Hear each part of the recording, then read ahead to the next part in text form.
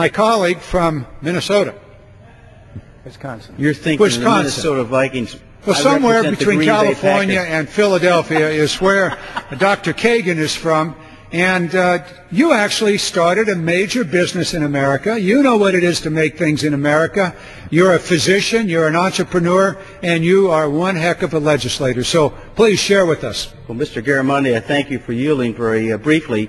But I am from the great state of Wisconsin. And I know that occasionally the state of California has dabbled in the dairy business, and somewhere you've got a moniker that says somehow your cows are happier. Cows. You can't be any happier than being from Wisconsin. We are still the dairy state, and I remind that to my colleague at every opportunity. Let me tell it to you this way. If I heard my colleague from Colorado correctly, you said that today was an important day for taking a positive step forward. We saw our country on the brink of disaster.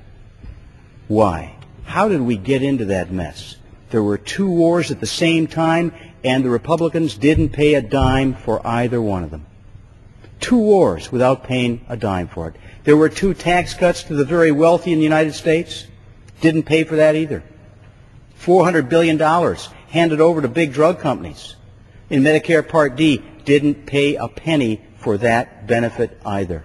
And then at the tail end of the Bush administration, they cracked the door open to the Treasury and allowed Wall Street speculators to take out nearly $1 trillion. Didn't pay a penny for that either. So we've got a lot of bills that somebody's going to have to pay. We're beginning to move up. The way you do it is to generate private sector jobs. We understand that. But first, we had to do a lot of lifting here. We had some tremendous leadership that guided us through these tough times. The first and most important bill that I helped to pass was to live within our means, for pay as we go. It worked during President Clinton's time. It'll work again in President Obama's time. We are fiscally responsible here in the Democratic side of the aisle. We wish the Republicans would join us in helping to build that better future. You mentioned that it's important to generate jobs, but to do that, small businesses and private businesses that I'm very familiar with, we need to lower the cost of labor. We've done that to give tax credits for those employers who will hire people. We did more than that.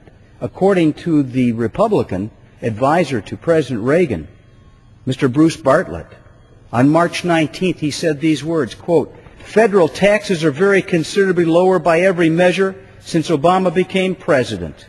Last year's stimulus bill, enacted with no Republican support, reduced federal taxes by almost $100 billion in 2009 and by $222 billion this year." It was news even at USA Today, where the headline reads, "Tax bills in 2009 at lowest level since 1950. If people in Wisconsin were looking for lower taxes, the Democrats have delivered it to the middle class. They didn't feel it, though.